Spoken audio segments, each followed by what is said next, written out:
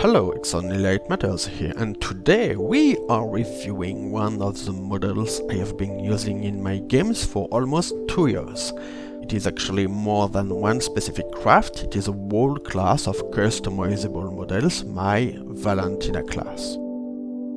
The Valentina class comes after the Letopper, which have been presented in my previous video, when the collected science allows to make a big leap forward in the tech tree.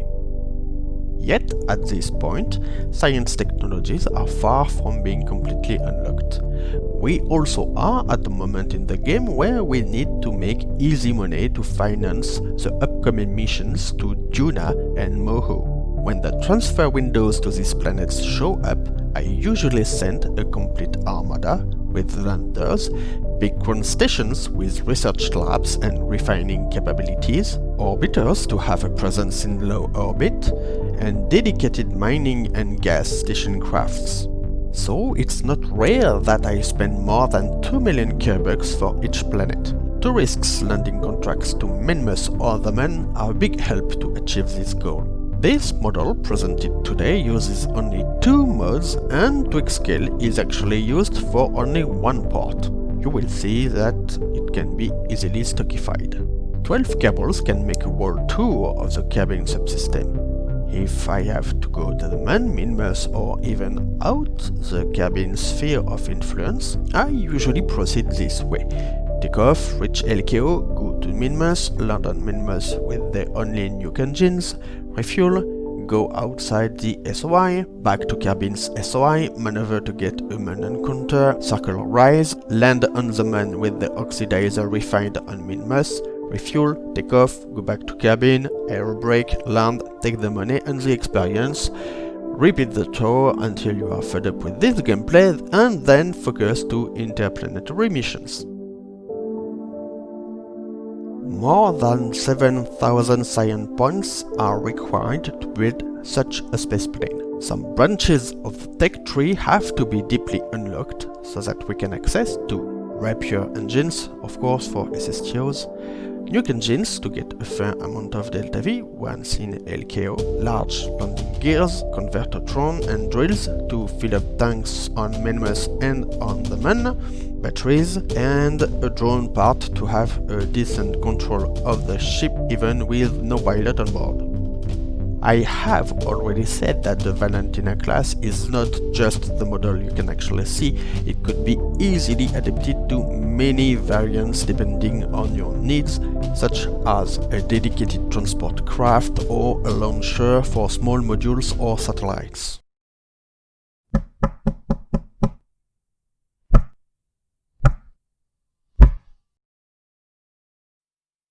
We start the building of the ship by the fuselage. We don't need fancy parts, we just add a drone part to the basics. The nuclear engines are added at the back.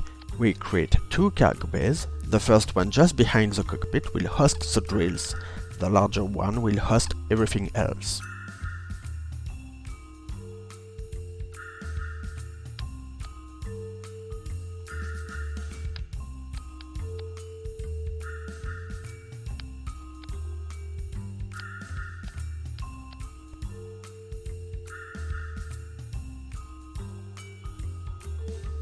We fill the first cargo bays with ore tanks and drills mounted on rotating servos to point to the ground. A first bunch of thermal panels are also placed in this bay to cool the mining system.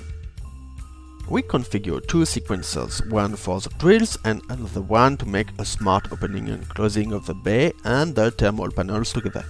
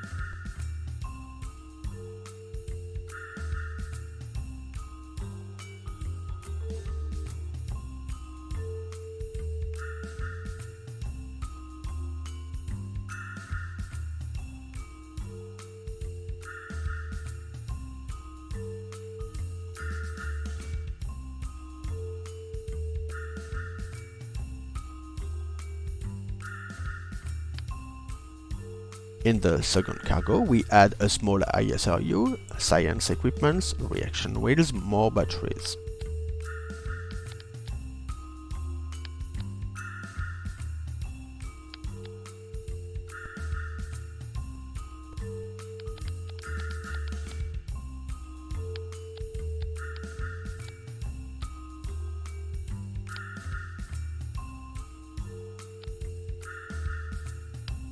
When done, we add the remaining 4 radiators and a bunch of solar panels.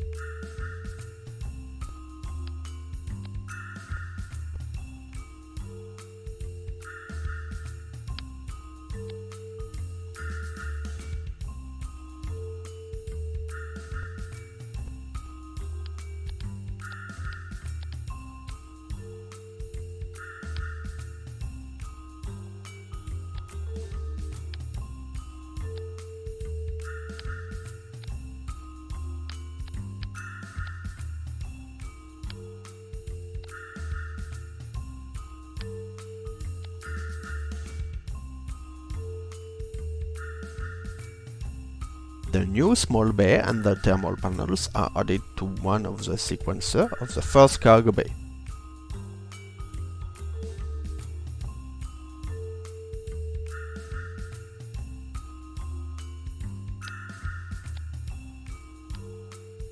We put in place another KAL sequencer to control a smooth opening of the larger cargo bay with the solar panels.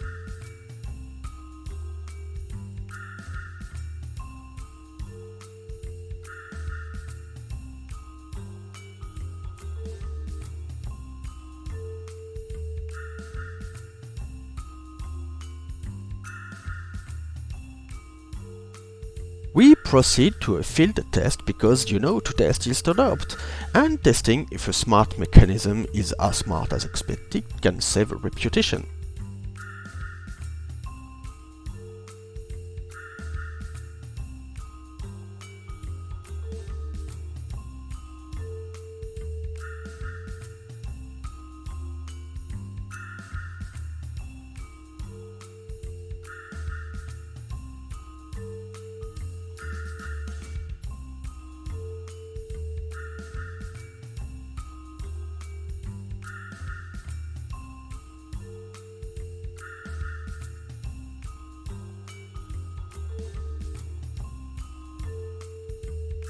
That was actually a good thing, because the drills are not well sequenced, so we learn from our mistakes and we fix the issue. The most complex part of the construction is done. We just have to finish the craft with the fuel tanks, the wings and the tail fin. Given the weight of a spaceplane, each repairs will provide a fair amount of thrust to reach LKO.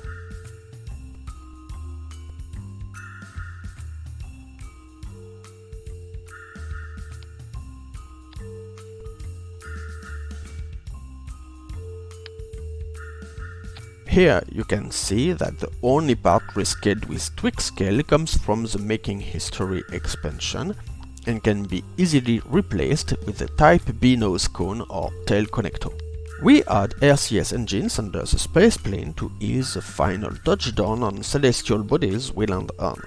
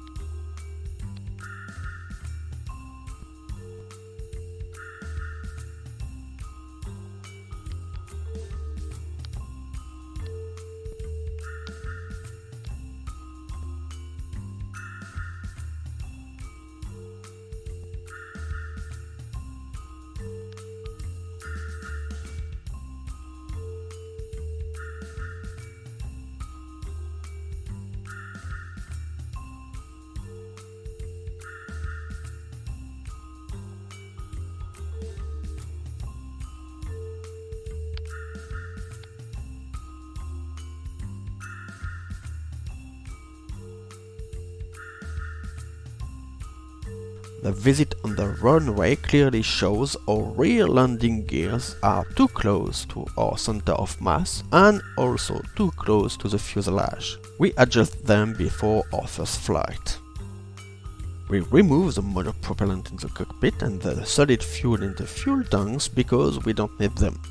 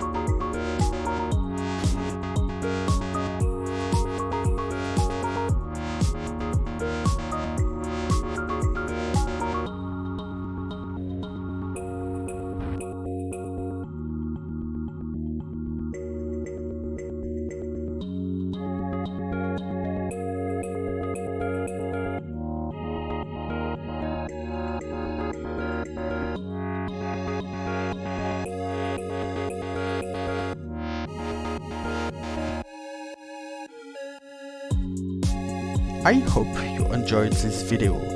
To help me grow this channel, please subscribe, put a thumbs up, comment and share the video. Take care and don't forget to test your out.